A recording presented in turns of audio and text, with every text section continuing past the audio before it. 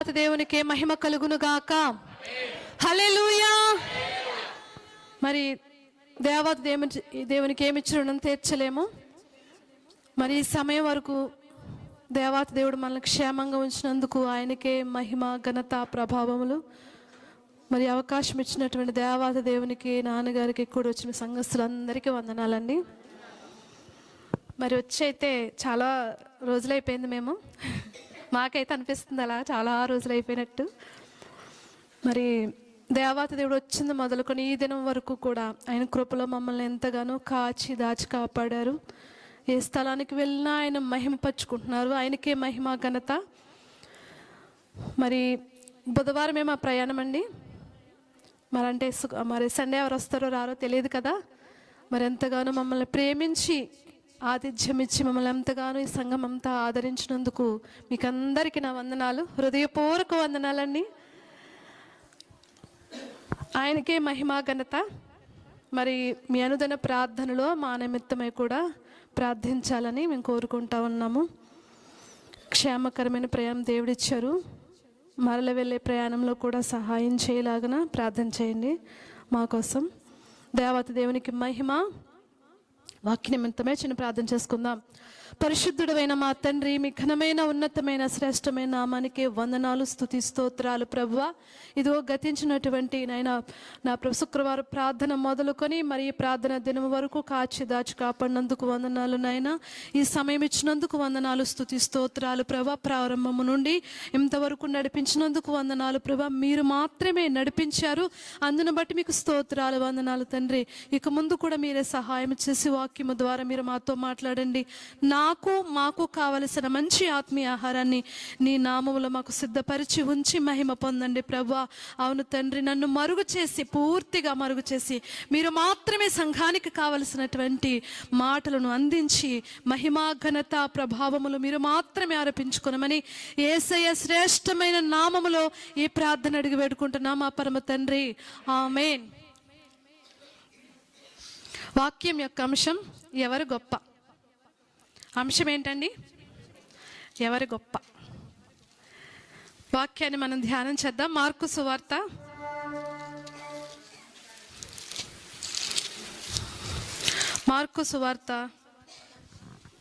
9వ అధ్యాయము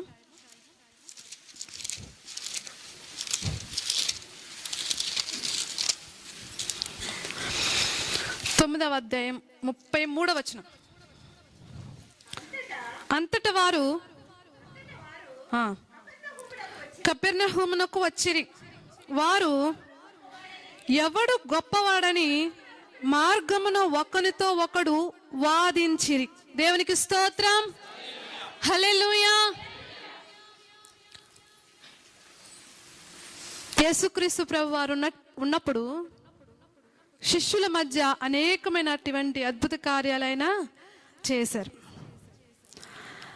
అయితే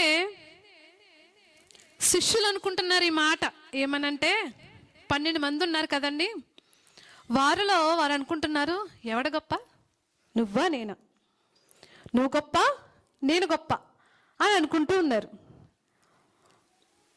ఉదాహరణకు చూసినట్లయితే కుటుంబంలో కూడా, ఒక సంఘంలోనే కాదు కుటుంబంలో కూడా భర్త తీసుకోవలసిన బాధ్యతలు తీసుకుని నడిపిస్తూ ఉన్నాడు అనుకోండి. ఇంటి దగ్గరే ఉంటుంది భార్య, పని ఏమీ లేకుండా. నేను కాబట్టి ఇంత కష్టపడి వస్తున్నాను, పని ఏమి చేయదు కాబట్టి నేనే గొప్ప అంటూ ఉంటాడని భర్త కదా.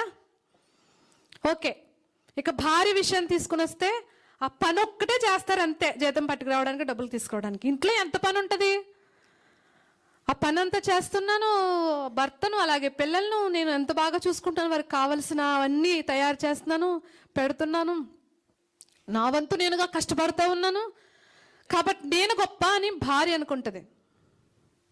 ఫస్ట్ మన కుటుంబం నుంచే స్టార్ట్ చేయాలి. హల్లెలూయా కదండి. కుటుంబం తర్వాతే సంఘం. ఫస్ట్ మనం ఇంటి దగ్గర నుంచే కదా వచ్చాం, అప్పుడే సంఘంలోకి వచ్చాం. తర్వాత ఇంకా పిల్లలు, కుమారుడు అనుకుంటాడు జీవితాంతకాలం వీరిని పోషించాలా, తల్లిదండ్రుల్ని, నా భార్యను చూసుకోవాలా, బిడ్డను చూసుకోవాలా, ఇవి నేనే గొప్ప అనుకుంటా ఉంటాడు. కుమార్తె అనుకుంటుంది ఇంట్లో మా అమ్మకి ఎక్కువ సహాయం నేనే చేస్తున్నాను కాబట్టి నేనే గొప్ప అనుకుంటుంది. ఎట్టి పరిస్థితుల్లోనూ ఎవరు గొప్ప కాదు. అసలు కుటుంబం అనేది, ఫ్యామిలీ అనేది ఒక నలుగురైనా ముగ్గురైనా కలిస్తేనే కుటుంబం కదండి. ఒక్కరు ఒక కుటుంబం అవుతుందా? అవదు కదా. దేవుడు జతపరిచాక ఇద్దరు అవుతారు. దేవుడు వారిని ప్రేమించిన తర్వాత ముగ్గురు, నలుగురు, ఐదుగురు కూడా కావచ్చు, వారి ఇష్టం అది. అప్పుడు కుటుంబం అవుతుంది. కుటుంబంలో వారి పాత్రలు, ఎవరి పాత్రలు వారు పోషించాలి. పాత్రలు అంటే సమానం కాదు, బాధ్యతలు వారికి ఉన్నట్టు పోస్ట్, భర్త పోస్టు, భార్య పోస్టు, కుమారుడు పోస్టు, కుమార్తె పోస్టు, కోడలు, అల్లుడు, ఎవరి పోస్టులు వారు భర్తీ చేయాలి. అంటే వారి పనుల్లో వారు కొనసాగాలి. అంతేగాని ఇంత కష్టపడ్డాను నేను గొప్పనని అనుకోవడానికి ఎవ్వరికి అధికారం లేదు. ఎవ్వరికి. కుటుంబ నియమాలు అవి. ఎవరు చేసే పని వారు చేయాలంతే, అంతే. అది రూలు. ప్రతి ఒక్కరూ దాన్ని చేస్తూనే ఉండాలి. ఎప్పటి వరకు? చేయగలిగిన శక్తి ఉన్నంత వరకు చేస్తూనే ఉండాలి, కొనసాగుతూనే ఉండాలి. ఆ విషయాల్లో మనం నేను గొప్ప అని ఎవరు అనడానికి సరిపోరు. ఏదైనా ఒక బాధ్యత మనకి వచ్చినప్పుడు దాన్ని చాలా గౌరవంగా బాధ్యతను తీసుకోవాలి. చాలా గౌరవంగా, ప్రేమతో, ఇష్టంగా. హల్లెలూయా. అది ఏదైనా కావచ్చు. భార్య అనుకోండి, ఉదాహరణకు ఆ పోస్ట్ వచ్చింది నీకు, భార్య పోస్ట్ వచ్చింది. కుమార్తెగా ఉండేదాను ఒక ఇంట్లో, అయితే భార్య అయ్యే పోస్ట్ వచ్చింది. తను చాలా జాగ్రత్తగా, పదిలంగా కాపాడుకోవాలి. అటు అత్తింటి వారికి, పుట్టింటి వారికి కూడా ఎటువంటి అవమానము కానీ, అపకీర్తి కానీ తేకుండా ఉండాలి. హల్లెలూయా.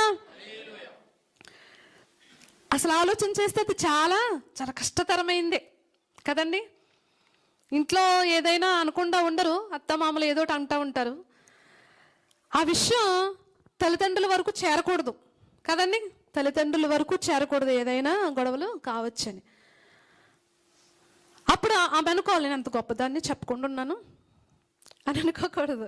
ఇది నా బాధ్యత చెప్పకూడదు. ఇక్కడ నేను ఎంత కష్టపడినా, లేకపోతే నేనెంత హింసపడినా అది నేను చెప్పకూడదు. అది నా బాధ్యత అనుకోవాలి. కానీ చెప్పకుండా ఉన్నాను కాబట్టి నేను గొప్పదాన్ని అనుకోకూడదు. అది బాధ్యత అని గమనించాలి మనం. ప్రతి స్త్రీ బాధ్యతే. ఎందుకంటే మంచివారనే చేస్తా కదండి. ఎవరైనా పెళ్లి చేసే ముందు ఆ స్త్రీకి మంచి కుటుంబం అనే, మంచి ఫ్యామిలీ అనే తల్లిదండ్రులు ఆలోచించి చేస్తూ ఉంటారు. దానికి మనం ఇంకా ఏం చేయలేం. ఎన్ని బాధలు వచ్చినా ఇంకా మనం భరించాల్సిందే, తప్పదు. అలాగే పురుషులు కూడా భార్య వలనో, కుటుంబం వలనో ఏదో గొడవలు, కారణాలు, కలహాలు ఏమైనా వస్తే అది భరించవలసిందే తప్ప నేను గొప్పవాడిని భరిస్తున్నానని అనడానికి లేదు. అది కుమారుడే కావచ్చు, కుమార్తె కావచ్చు, ఎవరైనా కావచ్చు. ఇక్కడ చూడండి, మన వాక్యం ధ్యానం చేసినట్లయితే మనకు చాలా సమయం తక్కువ ఇచ్చారు, అది గుర్తుపెట్టుకోలే.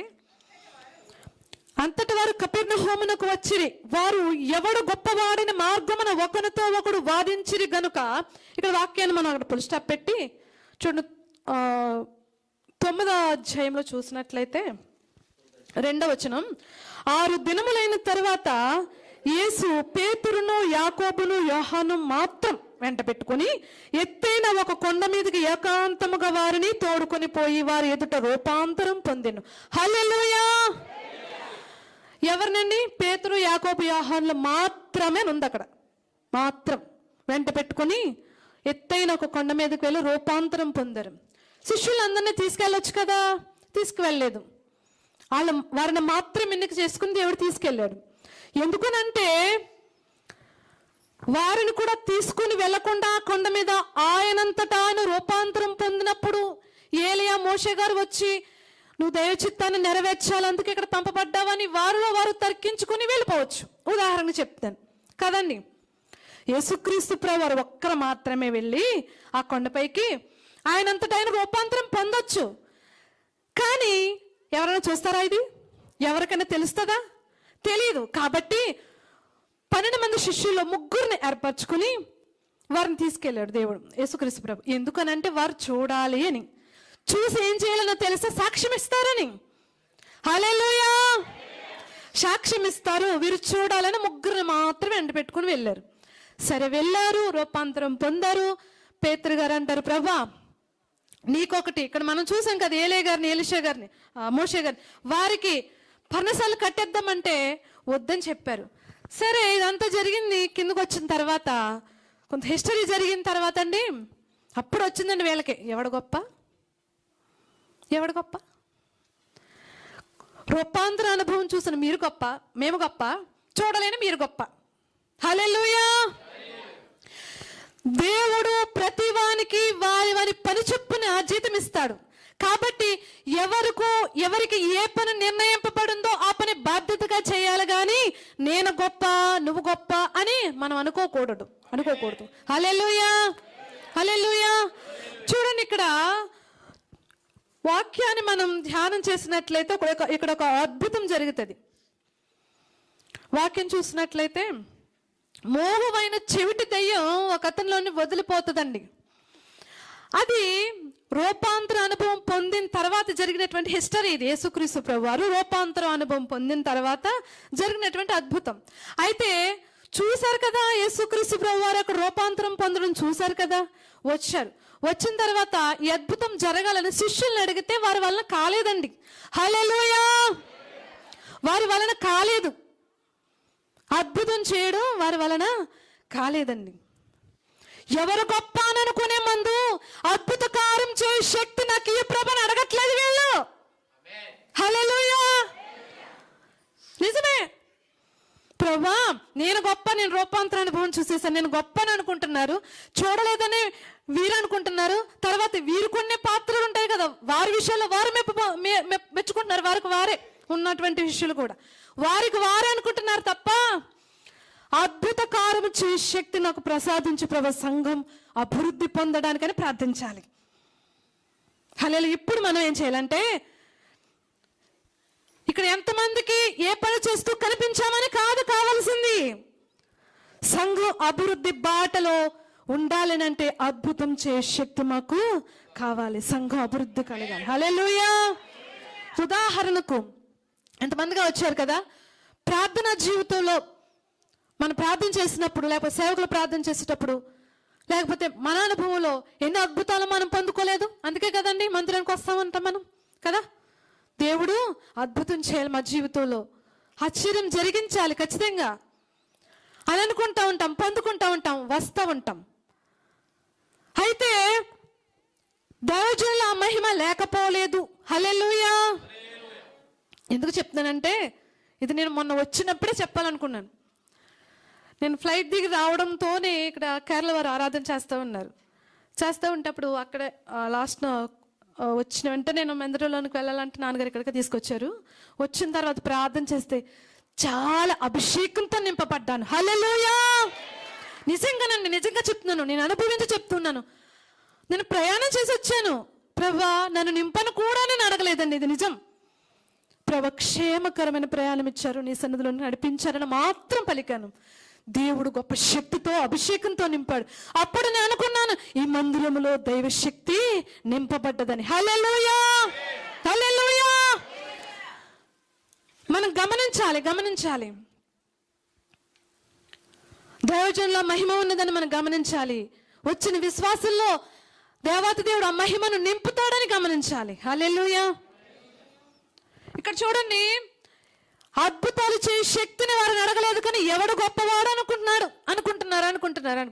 ఆయన అన్నారు ఒక మాట, యేసుక్రీస్తు ప్రభువారు. చదవండి ఒకసారి మాట చదవండి.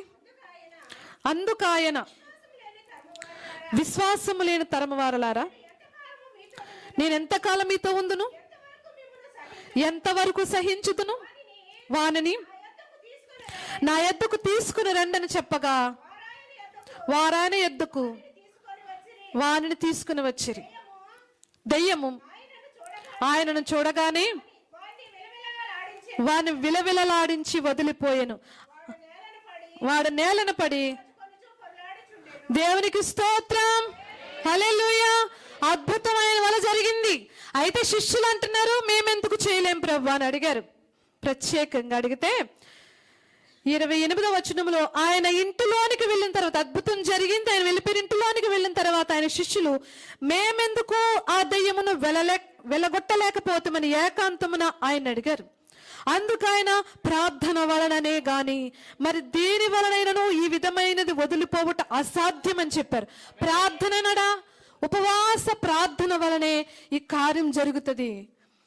మీలో మీరు ఎంత గొప్పవాడు అనుకోవడం కాదు, ప్రార్థన శక్తిని పొందుకొని అపవాదిని వదిలించేంత శక్తి పరులుగా మారాలంటున్నాడు దేవుడు. హల్లెలూయా.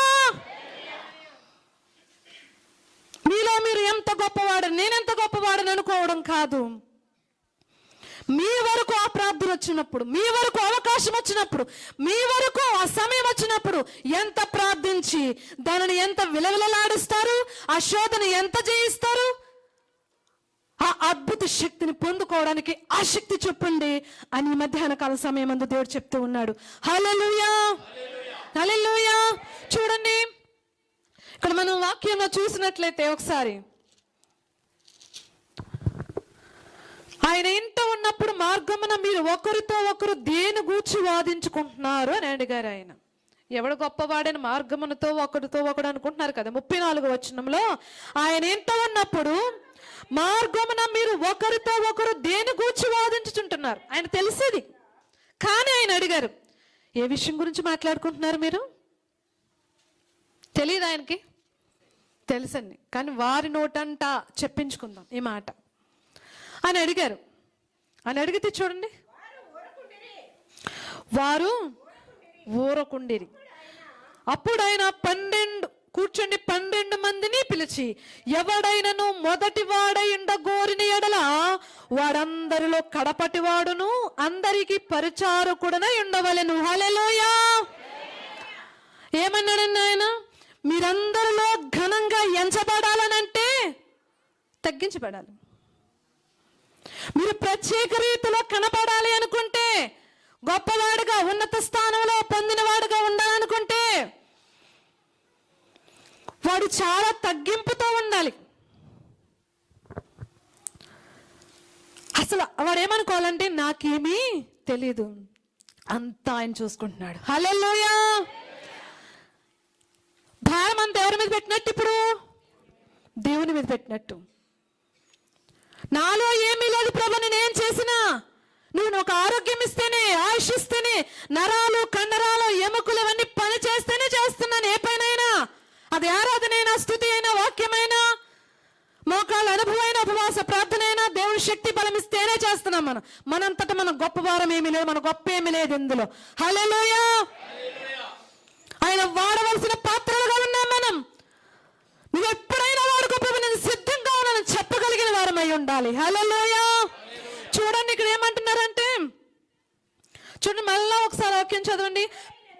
ఎవడైనను మొదటి వాడై ఉండగోరిన ఎడల వాడందరిలో కడపటి వాడును అందరికి పరిచారకుడనై ఉండవలనని చెప్పి ఒక చిన్న బిడ్డను ఎత్తుకుని వారి మధ్యలో నిలవబెట్టి వారిని ఎత్తి కౌగులించుకుని, ఇట్టి చిన్న బిడ్డలలో ఒకరిని నా పేరిట చేర్చుకున్నవాడు నన్ను చేర్చుకోండి. అంటే చిన్న బిడ్డలా చేర్చేసుకోమని కాదు, చిన్న బిడ్డను పోలిన మనస్తత్వం కలిగి ఉండాలి పరిచారకుడికి. హల్లెలూయా, హల్లెలూయా. పరిచర్య చేయవాడికి చిన్న బిడ్డను పోలిన మనస్తత్వం ఉండాలి. చిన్న బిడ్డలు వారు పొద్దున్న లేచింది కాదండి సాయంత్రం పడుకున్నంత ఏదో పని చేస్తూనే ఉంటారు. మనం అల్లరి అనుకుంటాం కానీ అది పనే వాళ్ళ దృష్టిలో. హల్లెలూయా. వారికి పని రాదండి. మరి ఉదాహరణ చెప్తాను, వారికి పని రాదు, మనకలా ఏదో చేయడం రాదు, కానీ వారు ఏదో చేస్తూనే ఉంటారు. పడుకునే ఉంటారా? వారు పడుకుని ఉంటారా? అస్సలు పడుకోరు. ఆ సమయంలో మనకు వస్తే పని రెస్ట్ అనిపిస్తుంది కదా. వారు పడుకోరు, పని చేస్తానే ఉంటారు. వారి దృష్టిలో అది పని, మన దృష్టిలో ఏంటి? అల్లరి. హల్లెలూయా. వారి దృష్టిలో అది పని కాబట్టి వారికి తెలియదు మేము పని చేస్తున్నామని. వారికి తెలియకుండా అల్లరో పని ఏదో చేసేస్తానే ఉంటారు. ఆ విధంగా ఉండాలంటే సేవలో. హల్లెలూయా. ఆ విధంగా ఉండాలి. వారికి మర్మం తెలీదు. మర్మం తెలియదని వారికి కొడితే ఏడుస్తారు, పెడితే తింటారు, అంతే తెలుసు వారికి. ఆ మర్మం లేని సేవ చేయాలండి. చిన్న బిడ్డల లాంటిది అది ఆ మనస్తత్వం. ఆ మనస్తత్వంతో సేవ చేస్తే దేవుడు ఆశీర్వదిస్తాడు. హల్లెలూయా, హల్లెలూయా. చూడండి, ఇక్కడ అటువంటి మనస్సులే ఉండాలి. వాక్యాన్ని మనం ఒకసారి ధ్యానం చేసినట్లయితే యోహాను సువార్త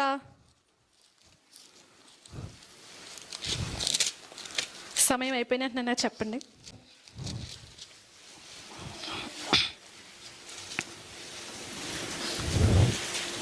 4వ వచనం. భోజన పంక్తిలో నుండి లేచి తన వస్త్రం అవతల పెట్టి ఒక తువాలు తీసుకుని నడుమును కట్టుకొనెను. అంతట పళ్ళెములో నీళ్లు పోసి శిష్యుల పాదములు కడుగుటకును తాను కట్టుకుని ఉన్న తువాలతో తుడుచుటకును మొదలు పెట్టెను. ఎవరైనా? యేసుక్రీస్తు ప్రభువారు. ఎందుకు పని చేశారో తెలుసా? ఇప్పుడు మీరు అలా చేయమని చెప్పు కాదు. హల్లెలూయా. యేసుక్రీస్తు ప్రభువారు శిష్యుల యొక్క పాదాలు కడిగింది నామకార్థం గల కడిగేసి సంఘాన్ని ద్వేషించి దూషించడం అని కాదు. అక్కడ నేను ఎలా తగ్గింపుతో ఉన్నాను, మీ బోధకుడినైన నేను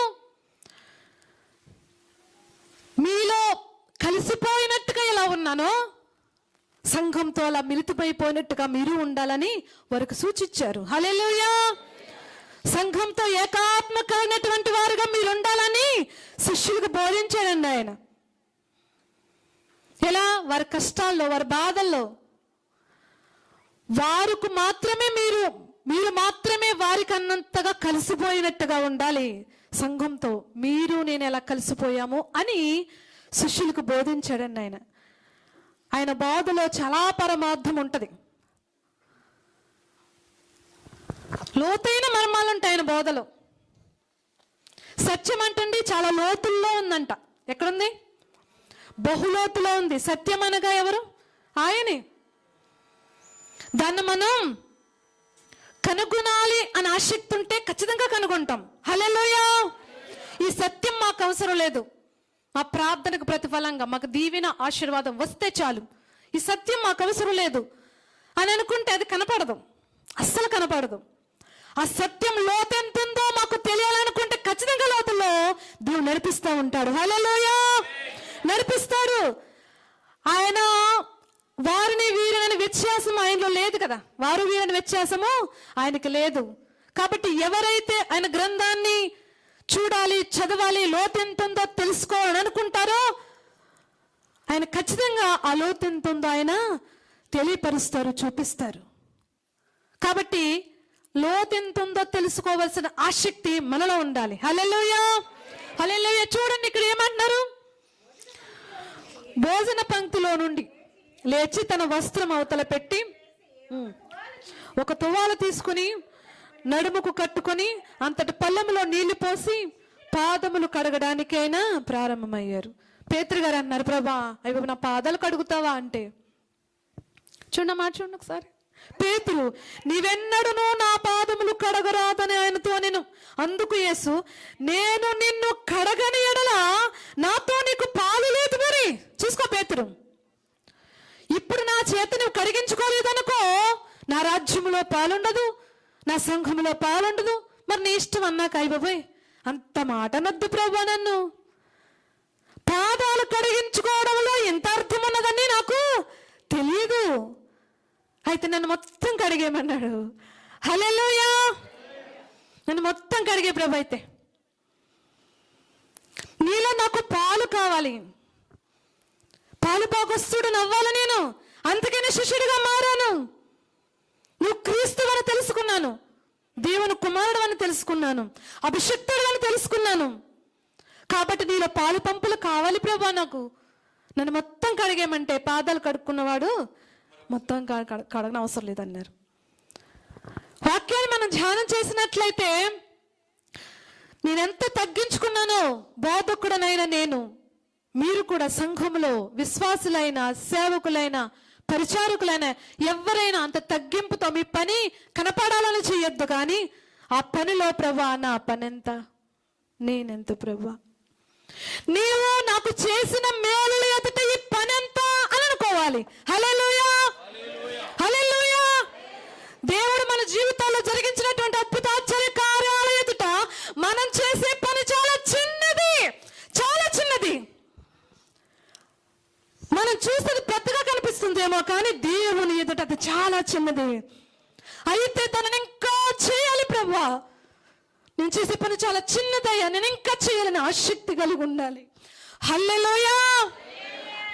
ఆ ఆసక్తితో ప్రభు ఆత్మ మాలో నింపునుగాక.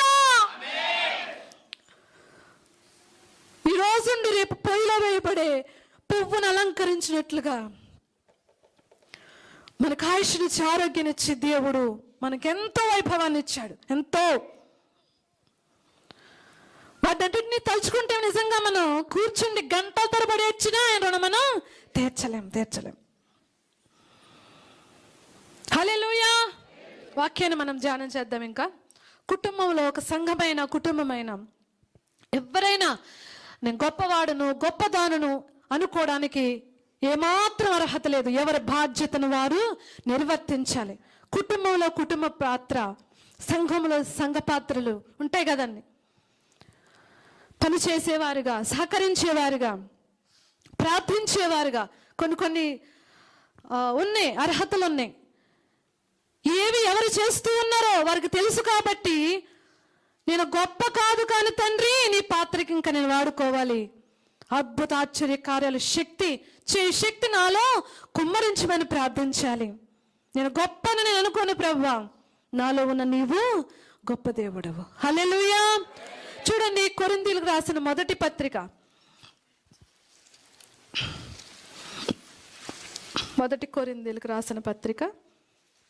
12వ అధ్యాయం 14వ వచనం. శరీరం ఒక్కటే అవయవముగా ఉండక అనేకమైన అవయవాలుగా ఉన్నది. నేను చెయ్యి కాను గనక శరీరములోని దానిని కానని పాదము చెప్పినంత మాత్రమున శరీరములోని దాన్ని కాకపోలేదు. మరియు నేను కన్ను కాను గనక శరీరములోని దానిని కానని చెవి చెప్పినంత మాత్రమున శరీరములోనిది కాకపోలేదు. శరీరం అంతయు కన్నైతే వినుట ఎక్కడా, అంతయు వినుట అయితే వాసన చూచుట ఎక్కడా? అయితే దేవుడు అవయములలో ప్రతి దానిని తన చిత్త ప్రకారముగా శరీరాల్లో ఉంచాడు దేవుడు. హల్లెలూయా. ఇది సంఘముగా కావచ్చు, ఒక శరీర ప్రకారంగా చూసుకోవచ్చు, ఎలాగైనా కావచ్చు. సంఘానికి ఒక చెవిలాగానో, సంఘానికి ఒక ముక్కులాగానో, సంఘానికి ఒక కాలులాగానే మనం ఉన్నామేమో బహుశా. అయితే అందరం ఆయన పాత్రలము, ఆయన తయారు చేసినటువంటి అవయవాలము. హల్లెలూయా. ఆయన తయారు చేసినటువంటి అవయవాలమండి. ఉదాహరణకు ఈ కన్ను లేకపోతే మనం ఏది చూడలేదు కనుక, కన్ను అంటది అనుకోండి నేను గొప్పని, మీరు లేకపోతే ఒక్క అడుగు కూడా ముందుకు వేయలేరని అంటది అనుకోండి. కళ్ళు లేని వారు చూడట్లేదు, కళ్ళు లేని వారు నడవట్లేదా? మరి నడుస్తారు కదా, మాట్లాడుతున్నారు కదా. అయితే కాళ్ళు నేను లేకపోతే మీరు ఎక్కడికి నడవలేరు, ఎక్కడికి ఏమి చేయలేరు మీరు అని అన్నారు అనుకోండి. ఉదాహరణకి కాళ్ళు లేని వారు మరి పని చేసుకోవట్లేదండి, చూస్తున్నాం కదా మనం. ఏదో వారి ప్రయాసలో వారు కొనసాగుతూ ఉన్నారు. అయితే సంఘంలో చూడండి, నేను లేకపోతే ఈ పని ఆగిపోద్ది అనుకుంటా. ఎవరైనా ఆగదు. పని ఆగిపోవడానికి కాదు దేవుడు నిర్ణయించింది ఇక్కడ ఈ స్థలాన్ని. హల్లెలూయా. అది ఎక్కడైనా, ఏ స్థలమైనా, ఆయన వాడుకునే స్థలం ఏదైనా, ఇండియా, కువైట్ అని ఏ దేశమైనా, ఏ దేశంలో వాడబడుతున్నా, ఏ దేశంలో సువార్త ప్రకటింపబడుతున్నా, ఏ దేశంలో ప్రార్థన జరుగుతున్నా ఆగిపోయేలా చేయడానికి కాదు, కొనసాగింపడానికి. హల్లెలూయా. సంఘములో ఒక పాత్రగా నేనున్నాను, ఒక అవయవముగా ఉన్నాను. నేను లేకపోతే ఇది జరగదనడానికి లేదు. ఎవరినొక్కరిని లేపుకుంటాడు ఆయన. హల్లెలూయా. ఆయన సమర్థుడు. కాబట్టి ఈ భేదాలు మనలో నుండి, విశ్వాస జీవితంలో నుండి తీసివేసుకోవాలని దేవుని వాక్యము సెలవిస్తా ఉంది. చూడండి, కొరింథీయులకు రాసినటువంటి పత్రిక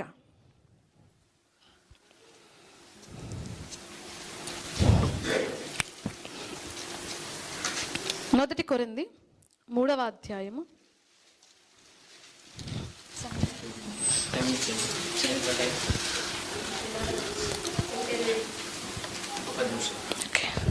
1 కొరింథీయులకు రాసిన పత్రిక 3వ అధ్యాయం 10వ వచనం. దేవుడు నాకు అనుగ్రహించిన కృప చొప్పున నేను నేర్పరి అయిన శిల్పకారుని వలె పునాది వేసి తిని, మరి ఒకడు దాని మీద కట్టుచున్నాడు. ప్రతివాడు దాని మీద ఎలాగూ కట్టుచున్నాడో జాగ్రత్తగా చూచుకొనవలెను. వేయబడినది తప్ప మరి ఒక పునాది ఎవడునో వేయనేరుడు. ఈ పునాది యేసుక్రీస్తే. హల్లెలూయా. ఒక సంఘం పునాది యేసుక్రీస్తు ప్రభువారు వేస్తే ఆ పునాది మీద మన పనులు కనపడుతూ ఉంటాయి. మనం అలా చేస్తూ ఉంటాం కదండి. ఎవడైనాను ఈ పునాది మీద బంగారం, వెండి, వెలగల రాళ్ళు, కర్ర, గడ్డి, కొయ్యకాలు మొదలైన వాటితో కట్టిన ఎడల వాని పని కనబడుతుంది. ఆ దినమున దానిని తేటపడుతుంది. హల్లెలూయా. ఇప్పుడు సంఘంలో మొట్టమొదటిగా ఎలా ఉండేది? ఇప్పుడు ఎలా ఉంది? ఇంతగా సమకూర్చబడిందంటే ఒక్కరి పని ఇది. అందరు కలిస్తేనే ఒక కుటుంబం ఒక ఉన్నతమైన స్థితికి వెళ్ళింది అని అంటే కుటుంబంలోని వారందరూ సహకరిస్తేనే వెళ్తుంది. ఒక సంఘం ఎదురుకు వెళ్ళింది అని అంటే సంఘమంతా ఏకమైతేనే ఎదురుకు వెళ్తుంది. హల్లెలూయా. చూడండి, ఎవరి పని వారు చేయాలి. బంగారంతో చేస్తారు, వెండితో చేస్తారు, కొయ్య కాలుతో చెక్కతో చేస్తారు. చేయండి, ఎవరి పని వారు చేయండి. రాళ్లతో చేసిన ఎవరి పని వారు చేయండి. కానీ ఆ పనికి ప్రతిఫలం వస్తుంది. ఆ పని అంటే అగ్ని పరీక్ష వలన తేటపరచబడుతుంది అన్నాడు దేవుడు. హల్లెలూయా. చూడండి, వాక్యం చూసినట్లయితే పునాది మీద ఒకడు కట్టిన పని నిలిచిన ఎడల వాడు జీతం పుచ్చుకుంటాడు. ఒకని పని కాల్చివేయబడిన ఎడల వానికి నష్టం కలుగును. అతడు తన మట్టుకు రక్షింపబడును గాని అగ్నిలో నుండి తప్పించుకున్నట్టు రక్షింపబడతాడు. అంటే ఉదాహరణకు ఎవరి పని వారికి మాత్రమే ఉపయోగపడింది అనుకోండి. ఎవరి పని వారికి మాత్రమే ఉపయోగపడింది అనుకోండి, వారు మాత్రమే రక్షింపబడతారు. అయితే మనం చేసే పని ఎదుటి వారికి ఉపయోగపడింది అనుకోండి, ఆ పనికి మంచి ఫలితం వస్తుంది. హల్లెలూయా. హల్లెలూయా. మన కోసం మనం మాత్రమే కాదు. కొవ్వొత్తి చూడండి, అది కరిగిపోతూ ఉంటది కానీ వెలిగిస్తూ ఉంటది. ఈ లోకంలోనికి మనల్ని కూడా దేవుడు వెలుగునిచ్చే జ్యోతుల వలె మన పేరుంచాడు. హల్లెలూయా. అది వెలుగుతూ ఉన్నాం కాబట్టి మనలో ప్రకాశం వచ్చేది. కొవ్వొత్తుల కష్టాలు వస్తాయి. హల్లెలూయా. కరిగిపోయే కష్టాలు వస్తాయి. కానీ అందరికి ఎలా కనపడతాం? వెలుగుతున్నట్టు కనపడతాం. హల్లెలూయా. ఆ కష్టాలను భరించాలి. భరించినప్పుడే అగ్ని పరీక్ష వలన మనం చేసినటువంటి పని ఉంటుంది చూసారా, అది కాల్చబడి తేటపడుతుంది. అప్పుడు నిలుస్తుంది అగ్ని పరీక్షకు. చూడండి, అది అగ్ని చేత బయలుపడును మరియు వాని పని ఇట్టుతో దానిని అగ్నియే పరీక్షించును. హల్లెలూయా.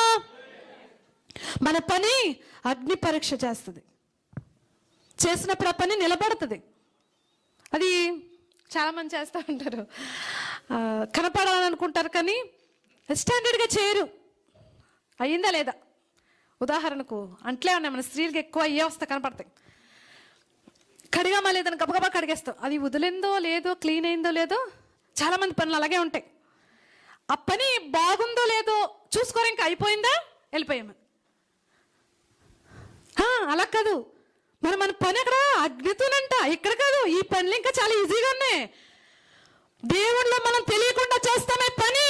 ఆ పని అంటే అగ్ని చేత పరీక్షింపబడుతుందంట. మరి ఎంత భయంకరమో చూసారా పని. దానికోసం మనం ఎంతగా సిద్ధపడాలి? ఆత్మతోను సత్యముతోను సిద్ధపడాలి. హల్లెలూయా. పౌలు గారు అంటారు, ఆత్మతో పాడుదును, నోటితో కూడా పాడుతాను. ఈ శరీరం ఒక్కటే పాడిందనుకో, ఆత్మ ఎలా ఉజ్జీవంగా ఉంటది? ఆత్మతోను సత్యముతోను పాడితే శరీరంలోని ఉజ్జీవమే, ఆత్మలోను ఉజ్జీవమే. కాబట్టి ఆత్మతో పాడుదును, శరీరంతో నోటితో కూడా నేను పాడుతానన్నారు పౌలు గారు. మరి ఆయన మాట మనము తీసుకోవాలి కదండి, తీసుకోవాలి. ఆయనకొక్కరికి ఆ మాట వర్తించిందా? వర్తిస్తే ఈ గ్రంథంలో రాయబడుతుందా? లేదు. మనకు కూడా వర్తించింది కాబట్టి ఆత్మతోనూ శరీరంతో కూడా మనం పాటలు పాడాలి, ప్రార్థించాలి, ఆరాధించాలి. మనకు పనికి ప్రతిఫలం దేవుడు ఇవ్వాలి కాబట్టి, దేవుని దగ్గర నుండి మనం ప్రతిఫలం పొందుకోవాలి కాబట్టి, ఎవరు చూస్తున్నారు అన్నది కాదు, దేవుడు చూస్తున్నాడా లేదా నా పని, అదే కావాలి. అది మెయిన్ ఇంపార్టెంట్ మనకి. రోమరాసిన పత్రిక ఫస్ట్ మనం చదివేసుకుందాం. రోమరాసిన పత్రిక 4వ అధ్యాయం 4వ అధ్యాయం 4వ వచనం.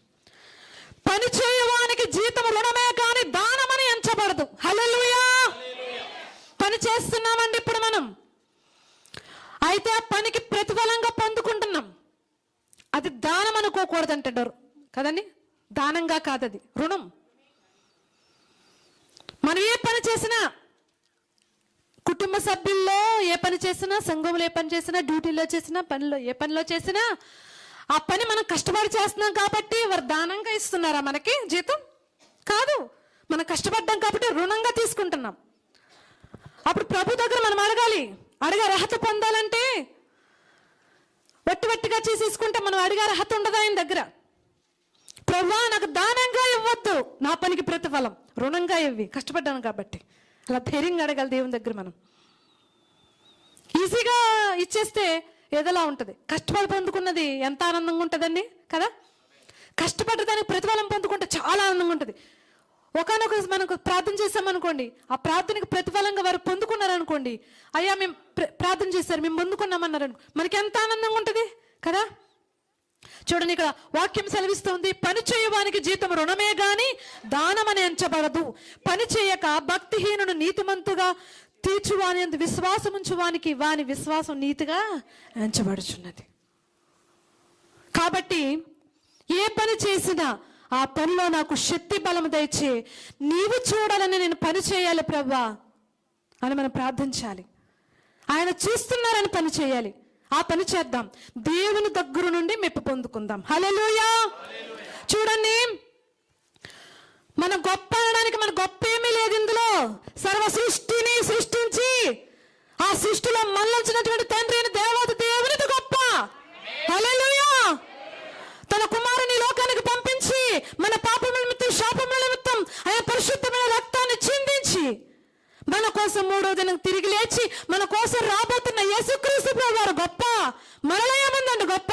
ఆయన స్తుతించడం తప్ప, ఆయన పనులు చిన్న చిన్న పనులుగా పాత్రలుగా ఉండడం తప్ప మనలో ఏముంది గొప్ప? మనం చూసుకుంటే ఏమీ లేదు. ఆయన అన్యోన్య సహవాసములో ఆయన ఎదుట, క్రీస్తు ఎదుట, ఆయన సింహాసన ఎదుట నీతిమంతులుగా మనం నిలవబెట్టాలని పరిశుద్ధాత్మ దేవుడు దినదినము మనకు తోడుగా ఉన్నారే, సహాయం చేస్తూ ఉన్నారే, నడిపిస్తూ ఉన్నారే. ఆయన గొప్ప, మనలో ఏమీ లేదు గొప్ప. ఆయన పాత్రగా దినదినము నమ్మకస్తులుగా జీవిద్దాం, ఆయన కృపలో బలపడదాం. దేవుడు కొద్ది మాటలు దీవించి ఆశీర్వదించును కాక.